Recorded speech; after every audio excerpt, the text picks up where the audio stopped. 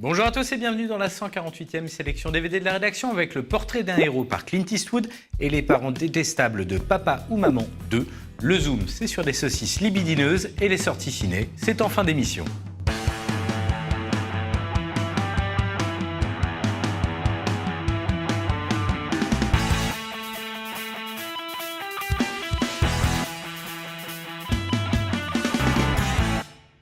Il a réussi l'impossible, c'est Sully. Sully, t'es où là? Le 15 janvier 2009, un commandant de bord pose son avion sur l'Hudson à New York alors que ses deux moteurs ont lâché en plein vol. Ses 155 passagers sont sains et saufs. Le monde entier voit en lui un héros, mais des enquêteurs semblent décidés à le faire choir de son piédestal. Après avoir filmé un héros mortel que personne n'ose remettre en question dans American Sniper, Eastwood filme un héros salvateur dont les choix sont paradoxalement remis en cause tout au long du film. Avec une sobriété rare et beaucoup d'empathie, Clint Eastwood rend hommage à ce commandant hors norme confronté à une situation hors du commun. Car plus que le sauvetage spectaculaire, c'est l'après qui intéresse le cinéaste. La notoriété soudaine, la ferveur, le doute, les enjeux financiers. Et qui mieux que Tom Hanks pouvait interpréter ce personnage plongé dans une histoire qu'il dépasse et qui ne se dépare jamais de sa morale.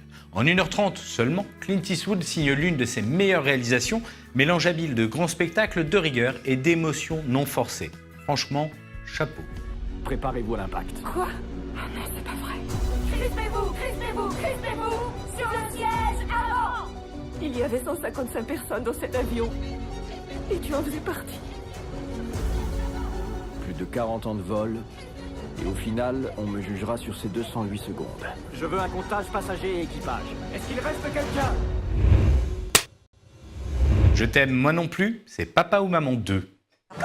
Coucou. Coucou les ploucs. Oh, dis donc, tu parles pas comme ça de ton père. Et de Béné, je peux? Ah bah de Béné, oui. Non.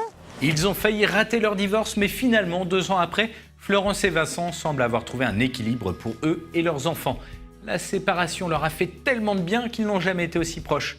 Mais l'arrivée de nouveaux conjoints dans leur vie de couple séparés rebat les cartes. Les hostilités reprennent. L'humour vachard du premier opus n'a pas été laissé de côté. Au contraire, Marina Foïs et Laurent Lafitte en remettent une couche devant la caméra de Martin Bourboulon.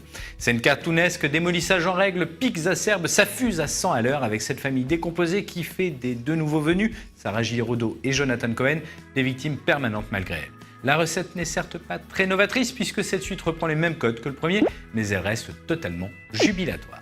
Comme ça, tu révises ton anglais. Ta gueule. Hé Mathias. Je sais que je suis pas ta mère, mais la violence verbale, c'est pareil que la violence physique. Ouais, la prochaine fois, je lui mettrai directement une baffe. Vous êtes tous malades dans cette famille-là.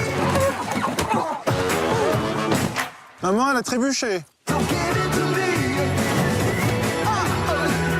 L'adolescence est un âge difficile. Oh, bah, la vieillesse, c'est pas génial non plus, hein. C'est sûr. Moi, perso, je préfère m'exploser un bouton que me chier dessus. Allez, avouez, vous avez toujours voulu savoir à quoi pensaient les saucisses, hein? Après Sausage Party, vous ne regarderez plus votre dog comme avant. Il nous a pris tous les deux! Mais ils étaient loin d'imaginer. C'est trop de la balle! Qu'ils passeraient à la casserole. Attends, trop top, mon pote! Oh non, ma peau!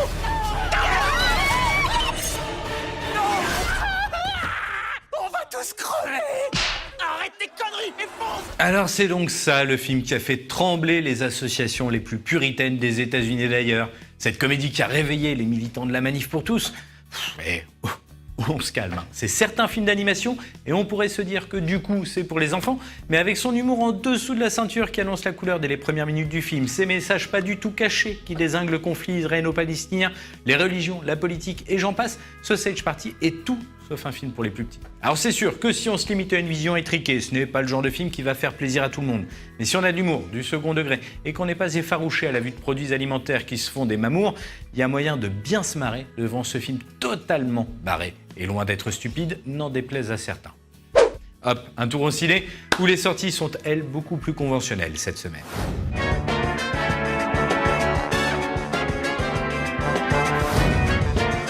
En salle cette semaine, Pierre Richard teste les sites de rencontres dans Un profil pour deux, une comédie romantique joliment touchante.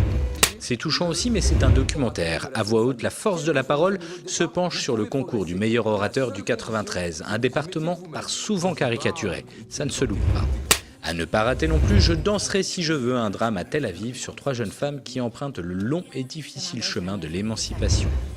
Il y a aussi des suites au cinéma avec le Fast and Furious 8e du nom ou l'oubliable Boulet Bill 2, pauvre Roba. Pour en savoir plus sur les sorties et les horaires des séances les plus proches de chez vous, c'est dans votre quotidien et sur parisnormandie.fr. Bonne séance. Voilà, c'est tout pour cette semaine. À bientôt sur le site et dans votre quotidien Paris Normandie pour de nouvelles sorties.